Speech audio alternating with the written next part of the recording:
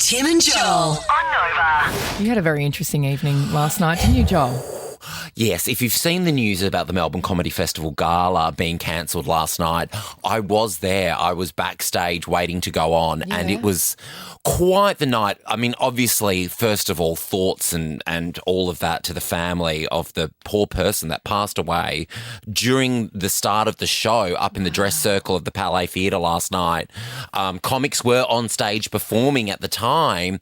This beautiful comic called Amy from the UK, she was on stage at the time when it stopped down because people from the dress circle were yelling to stop the show, right? To stop the show, right? So we started to hear a bit of commotion, but our first thought backstage, because we've only got a feed of the monitors of the stage, is that we were thinking maybe protesters, because there was a few too many people to be hecklers. And obviously what has happened is there's been some miscommunication from the dress circle down to the stalls, down to the wings, into the backstage, to the festival to say there's a real proper medical emergency happening here. So I think the Melbourne Comedy Festival, Susan Proven, the festival director, took to the stage. You never see her. She's, behind the scenes. She's the head honcho. She's like the Pink of the music industry. She's the Pink of the music industry. Shit on track. Correct. She got up on stage and announced that the show would not go on out of respect, and fair enough. But it was a very confusing night because I was about 3 comics away from going on.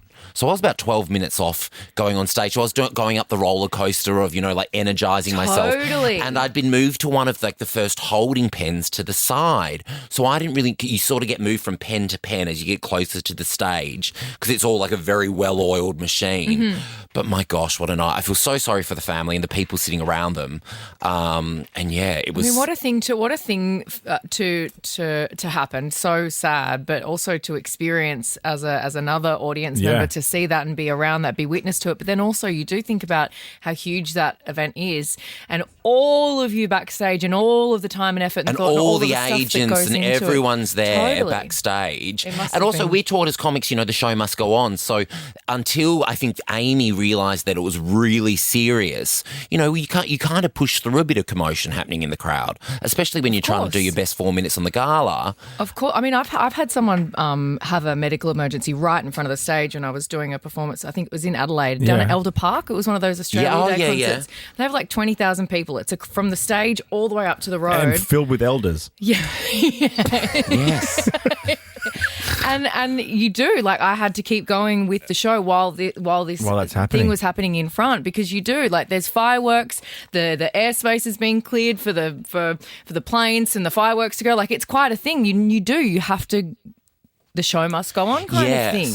Well, the moment we realised it was a medical emergency, of course, the Comedy Festival, are the most progressive, people. It's the Melbourne Comedy Festival. They're going to stop at the second they knew, but it was just a big, cluster of miscommunication. And well, lucky for Ricky and I, during this song, you can do your gala set just to us. Yes, I finally get to do it. I finally get to do it. Ricky Lee, Tim and Joel on Nova.